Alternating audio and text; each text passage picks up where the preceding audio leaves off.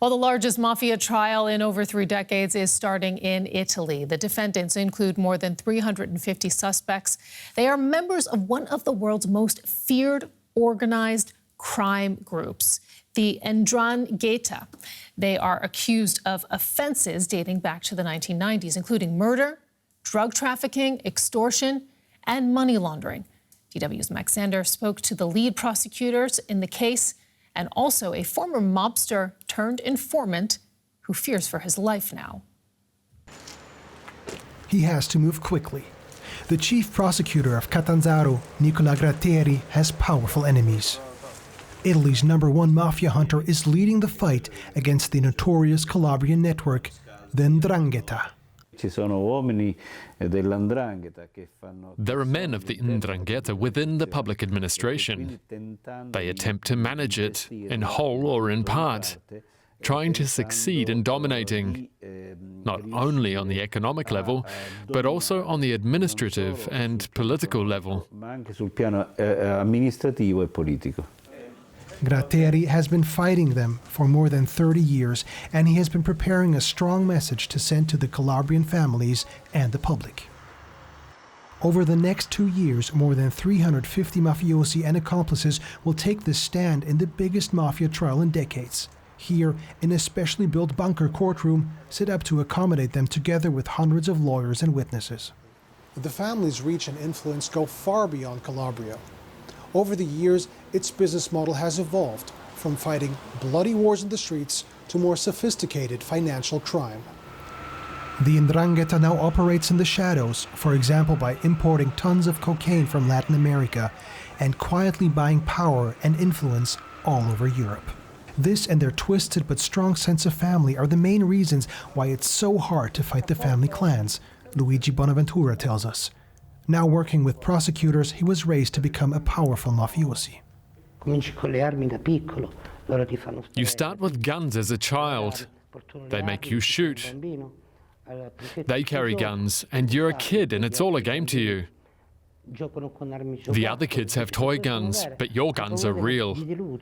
You're not afraid of being beaten, but of disappointing those who are training you. Bonaventura smuggled drugs, extorted people, and even participated in murders. But after the birth of his second child, he decided this life was no longer for him and turned against his own family. When it became known, they ambushed me twice within 12 hours. The first time I managed to escape. The second time I was armed and returned fire, wounding 3 people. They tried to kill me several times and set fire to my wife's shop. Since then, Bonaventura has helped authorities put hundreds of mafiosi behind bars. He welcomes the efforts of prosecutors like Gratteri, but he is not the only one worried that Ndrangheta will fight back. They have understood that if they knock me down, all this great work and this great team will stop. There are thousands and thousands of people who believe in me, and therefore I am the last hope. So this also gives me courage and helps. We have to carry on whatever it takes. If I pulled out today, I would feel like a coward.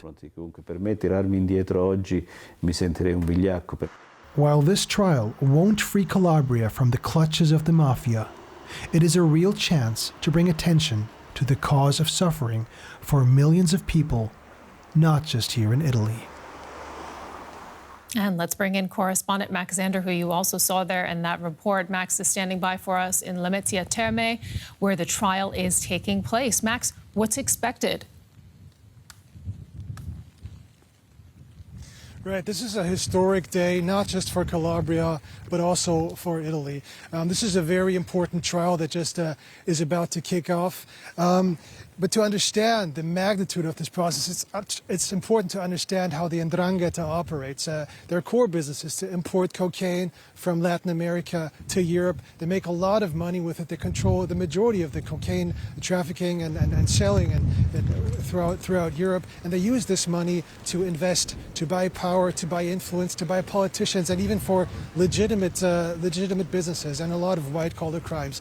And the aim of this process is not to take out the Ndrangheta, but more so to shine a light on their business, shine a light how they operate in the shadows.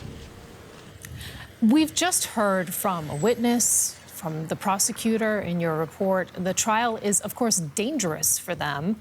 How do they handle that? Right, it's incredibly dangerous for ex-mafiosi who cooperate with the authorities. That's why there are so few, actually.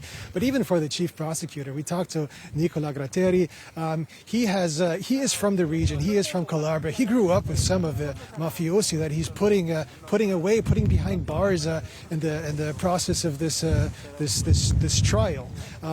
He tells us he played with soccer with them in the streets. He knows their mentality. And as a kid, at a very early age, when he would go to school, he'd walk past bodies, people shot dead by the mafia. So he decided at an early point that he wanted to do something against it. And he has been living at a great risk for a very long time. He has been under police protection for 30 years. He told us yesterday that he sleeps in a bunker, he eats in his office, he doesn't have a life, and he lives with constant death threats. But he also says it's worth it, even having a target on his back, because if he can take back the country from the mafia and give it back to law-abiding citizens, then it's worth living like that. Do citizens seem to agree that it is indeed worth it, Max, people that you've been speaking with there?